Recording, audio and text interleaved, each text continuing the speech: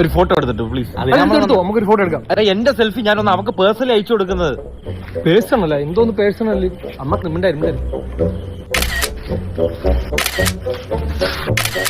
ഒരു സെൽഫി എടുക്കട്ടാ പ്ലീസറാ. പിന്നെ അതിന്റെ ചിരി ശരിയല്ലായിരുന്നു.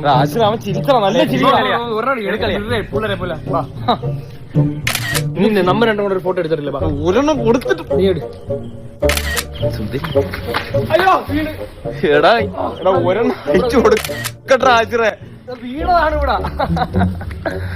ഈ ഒരു ഫോട്ടോ എടുത്തു. ചാർജ് തീർന്ന്. നമ്മളില്ലാതെ നീ അവളുടെ അടുത്ത് മാത്രം കിടന്ന് ഞെളിയണ്ട അല്ലേ? നമുക്ക് പോയി അവനെ ഇറിറ്റേറ്റ് ചെയ്താലോ? ഇല്ല ഉമ്മാരാൻ പറ്റൂല, പറ്റത്തില്ല. ഉമ്മച്ചി അവിടെ പോയി. ഉമ്മച്ചി സുഖാണോ? അങ്ങോട്ട് പോയി നമ്മളെ മൂന്നിനെ കണ്ടാ സുഖാണോ? Okay okay. ഞാൻ പറഞ്ഞില്ല അമ്മ കളർ ചെയ്തായിരുന്നോ പുതിയതായിട്ട്? നൈസ് ഹെയർ കേട്ടോ. അയ്യോ ഇത് ശല്യമായില്ലേ. വിളിക്കാം, ഞാൻ വിളിക്കാം. വേണ്ട, പ്രൈവസി വേണം. ഓരോരുത്തർക്കും അവരുടേതായ ഒരു പ്രൈവസി കൊടുക്കണം.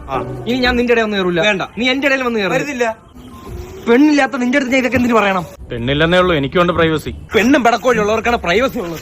ഇൻസ്റ്റാഗ്രാം പ്രൈവറ്റ് അക്കൗണ്ട് ആക്കി വെക്കുന്നല്ല പ്രൈവസി. ഇപ്പൊ ഞാൻ ഇവിടെ നിൽക്കുകയാണെങ്കിൽ ഇതാണ് എന്റെ പ്രൈവസി, ഇതാണ് എന്റെ സ്പേസ്.